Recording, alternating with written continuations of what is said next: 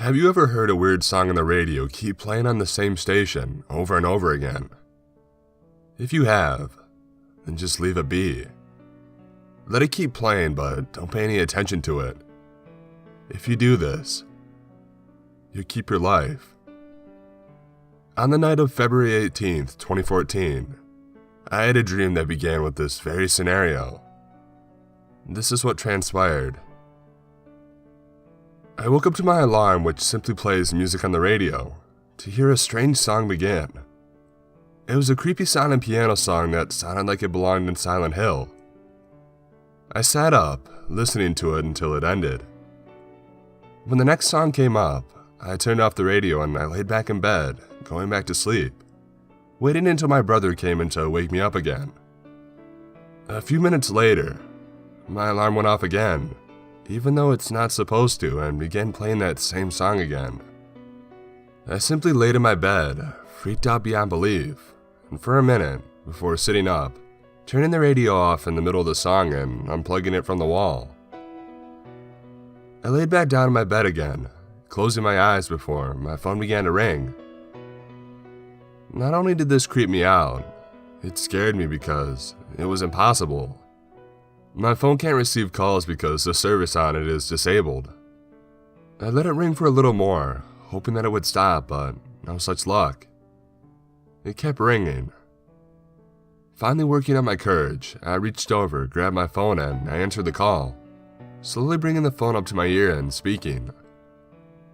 "Hello?" I muttered. I heard the loud slam of a door come through the speaker and the call ended. I sat there with the phone in my ear for a while, shocked and confused from what had just happened. Finally coming to my senses, I took the phone away from my ear and I stared at it. I looked through my phone, going to the recent calls section and locating the call. What I saw made me look twice. It said that the call had come from the home phone downstairs. I put my phone down and I got up, walking downstairs into the living room. Once I got to the phone, it started ringing. I hesitated for a moment before slowly taking the phone off the receiver and putting it up to my ear. "Hello?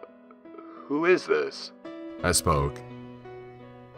"Why don't you listen to our song?" A deep, gargled voice responded. I sat there for a minute, registering what I had just heard, when I realized that the person on the other end had hung up.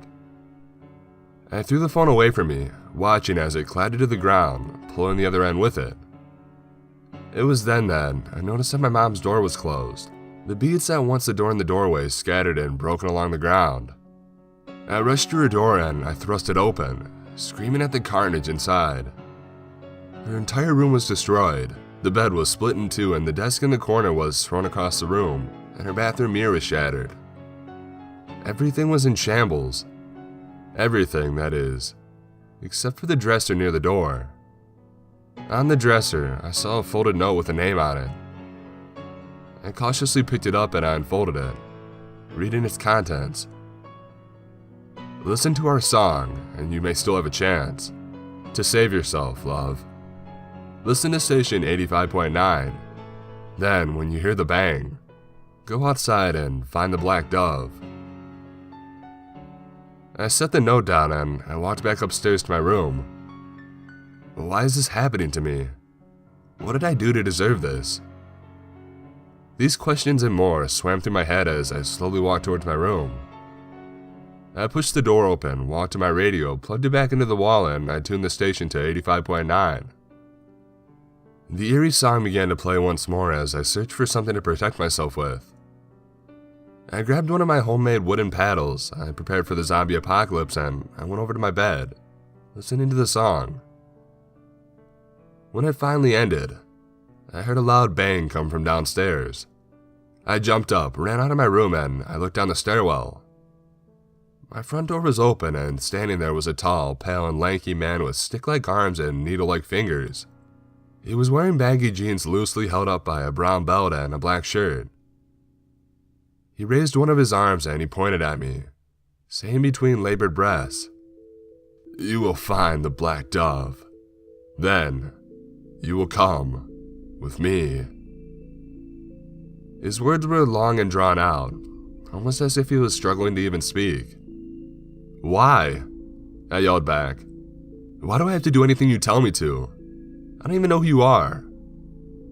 He lowered his arms. "If you don't, then you will never see your family again." Hearing these words, I stopped and stared at his eyes. I can tell a liar when I see their eyes, but the only thing I saw in his eyes were despair and a longing for something. It was hard to tell. Sighing, I walked downstairs to the door. However, the man stopped me before I could go outside. "Leave the weapon here. The dove doesn't like violence," he said. Growling, I tossed the paddle behind me and then walked outside. The man followed me outside, closing the door behind me as he did so. Turning back to him, I asked, "Where do I find the black dove?" Instead of speaking, he lifted his arm and he pointed at the field in front of my house. I made my way to the field and I began searching through the shrubbery, looking for anything that stood out from the dirt and shrubs. I quickly found what I was looking for and I bent down to pick it up. Holding it, however, I found that it was only a monster can. I tossed it aside and I continued my search. That was interrupted, however, when the very first thing I was looking for jumped out of the bushes and landed on my shoulder. Quickly standing up, I looked at the bird on my shoulder. It was indeed black, but it didn't look very much like a dove. Simply because the only difference between this bird and a dove was that it had a large chunk of its flesh torn off, revealing the bones and organs within. Resisting the urge to vomit, I turned around and I jogged back to the pale man. Upon reaching him, I took the dove from my shoulder and I held it out to him. "Here's your dove," I spoke, trying my best to avoid looking at the bird. He held his hand out to the dove. It chirped and it jumped into his palm, hopping up on his shoulder and sitting down. He smiled widely, chuckling to himself. As he turned back to me, I saw that the despair and longing in his eyes was replaced with pure, unadulterated happiness. For a moment, I actually felt happy for him. And then I remembered that this man was with the people that had taken my family. He motioned for me to follow him and walked around the apartment. I followed, walking closely behind him. He stopped abruptly and he turned back to me, pulling a small black ball out of his pocket and holding it out to me. I took the ball as he explained. "Simply hold it to the sky and it'll do the rest." He put his hand in my face and turned my head to look at him. "Thank you for finding my dove. Thank you to... I'm finally free." His eyes began to shine a bright light as he backed away from me and looked at the sky. As the shine in his eyes became brighter, his skin began to shine the same light. Eventually, the light became blindingly bright, so I looked away, shielding my eyes. After a minute, the light vanished. Turning back, I was shocked to see that only the dove remained, but the missing flesh was back in its place. It looked up at me for a moment, then lifted itself off the ground and flew away. I watched it for a minute before looking at the ball in my hand.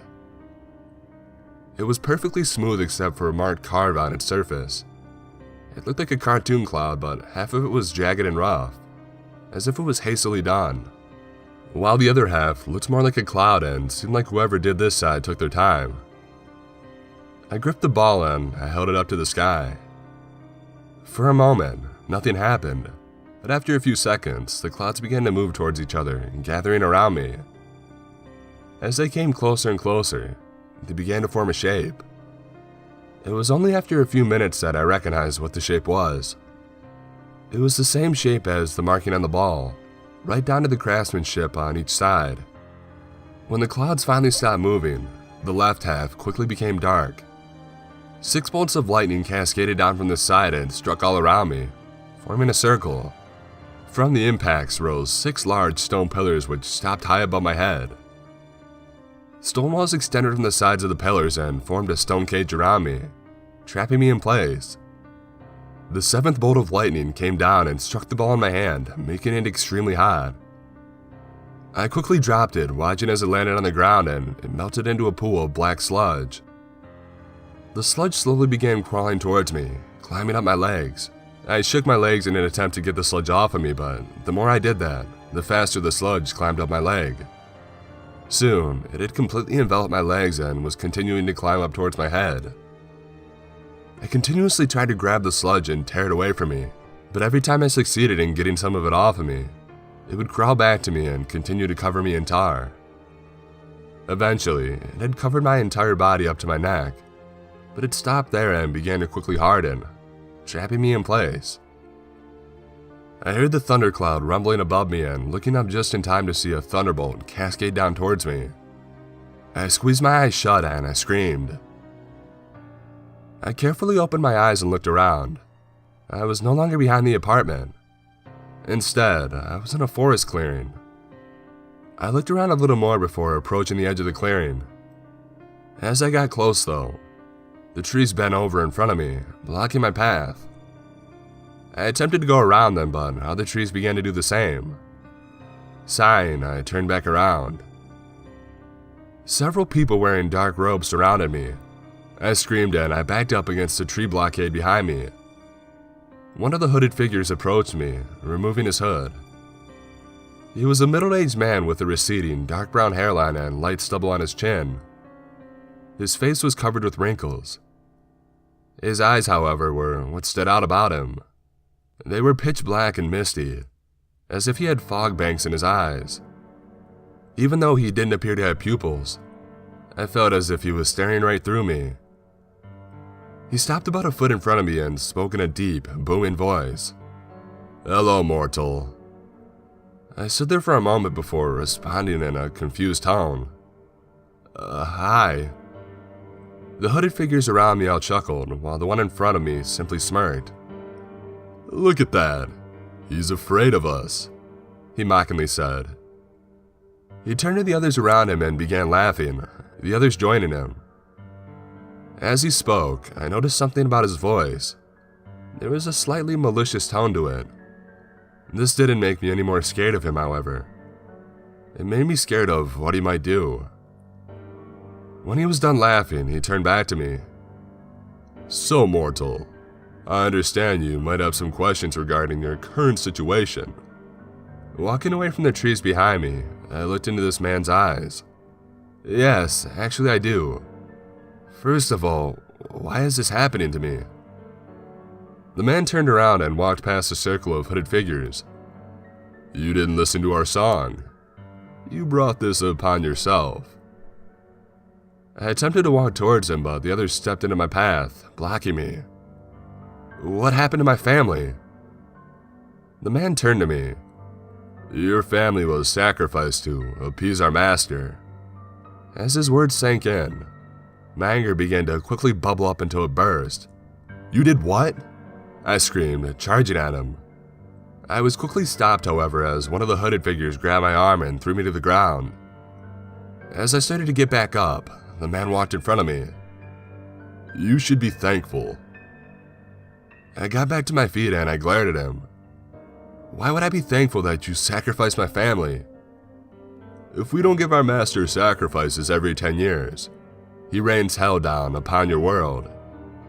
If we hadn't sacrificed your family, your entire world would have burned." My anger quickly receded as I listened to him.